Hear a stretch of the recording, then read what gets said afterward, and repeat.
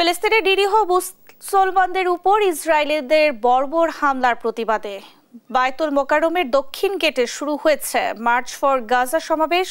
অংশ নিয়েছে হাজার হাজার ধর্মপ্রাণ মুসলমান।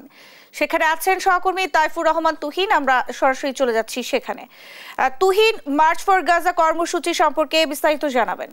ধন্যবাদ। জানেন যে ফিলিস্তিনে মুসলমানদের আফগানিস্তানের যে বর্বর নির্যাতন, সেই বর্বর নির্যাতনের প্রতিবাদে কিন্তু আমরা দেখছি যে এই বায়তুল মোকাররমের কিন্তু দক্ষিণ গেটে কিন্তু সমাবেশ শুরু করেছে ধর্মপ্রাণ মুসলিমরা।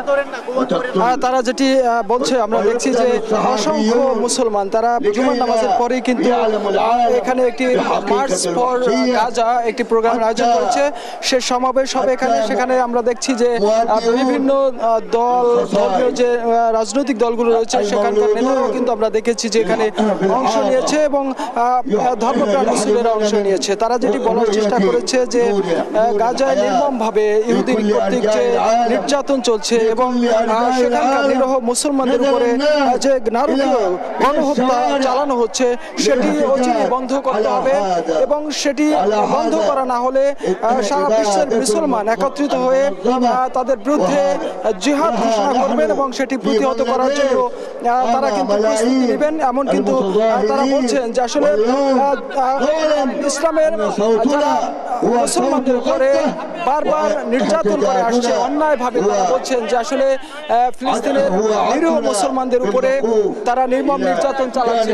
যে নির্যাতনের কারণেই কিন্তু তারা যেটি বলছেন যে আসলে এই অমানবিক নির্যাতনের প্রতিবাদে বিশ্বের সমস্ত মুসলমান সোচ্চার রয়েছে এবং বাংলাদেশের মুসলমানও এই বিষয়টিকে আসলে কোনোভাবেই মেনে নিতে পারছে না। যে কারণেই বলা হোক, আমরা দেখেছি যে যখন থেকে আসলে গাজার মুসলমানদের উপরে নানাভাবে নির্মম নির্যাতন নিপীড়ন চালানো হচ্ছে, তারপর থেকে আমরা দেখেছি যে বাংলাদেশ থেকে তার প্রতিবাদ জানানো হয়েছে এবং বন্ধের জন্য বারবার অনুরোধ জানানো হয়েছে।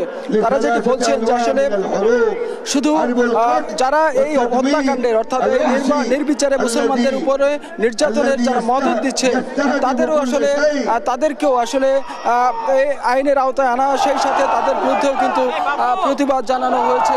আমরা দেখছি যে ফিলিস্তিনের পতাকা উত্তোলন